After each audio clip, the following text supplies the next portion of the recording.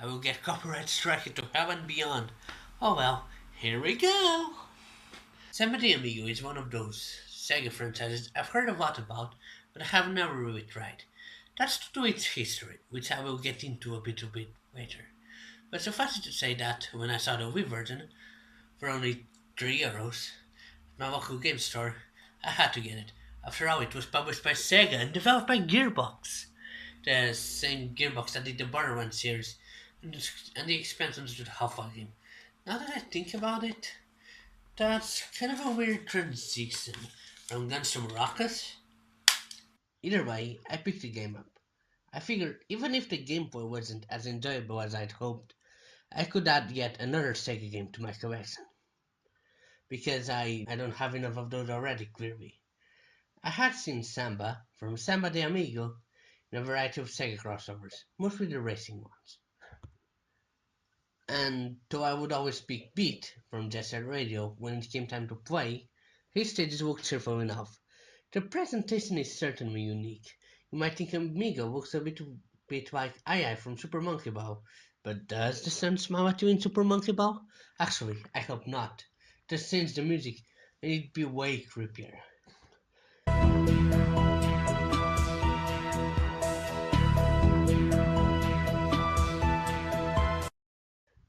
Now, the transition from the Dreamcast to the Wii made sense, at least in my head.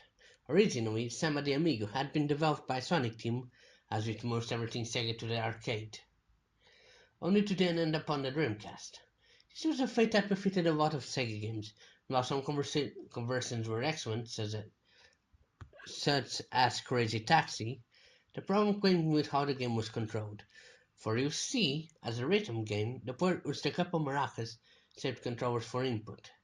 When porting it to the Dreamcast, the team decided to create such an add-on, a pair of maraccas-shaped controllers, for the Dreamcast.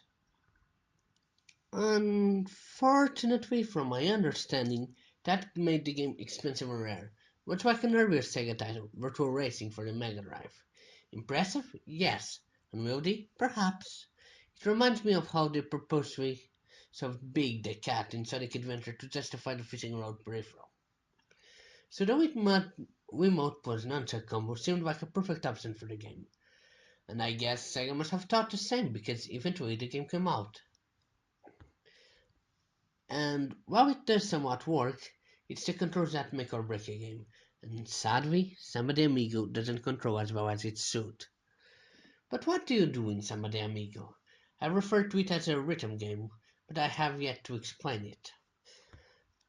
Well, in Samba de Amigo, the Wii version, use the Wiimote and nunchuck or two Wiimotes and swing them as maracas to the rhythm of the music, indicated by the little balls that fall into other circles. Through a series of indications, one might need to shake them like it's hot, or pose, or dance, and I'm starting to sound like the melody. The truth is, use the Wiimote as a maraca when the balls are inside the stick. Now, this is important. The Wiimote registers not your position, it doesn't matter how high or low you're holding it, but rather the angle at which it's tilted, which presents an obvious problem. You see, you shake maracas, you don't hold them still, and that is simply the biggest problem. It takes a second for the game to register that you've changed positions, or tilted the controller. And without that second, there's a tendency for the controller to swing forward between positions. It's crazy and inaccurate, and it ultimately hurts the game. I have yet to unlock the hardest difficulties in the game, simply because the controls keep swinging from the up circle to the middle circle to the down circle, but that's okay, because the songs I'm familiar with are all in the lower tiers. There's hits like Macarena and Samba de Janeiro, which is a Brazilian song and not a Mexican song, but what I'm trying to say is the music in this game is fantastic. It's a mixture of Latino pop songs, and it might be because Portuguese faces this task similarity with Spanish, but a lot of those songs made their way into Portuguese culture of song.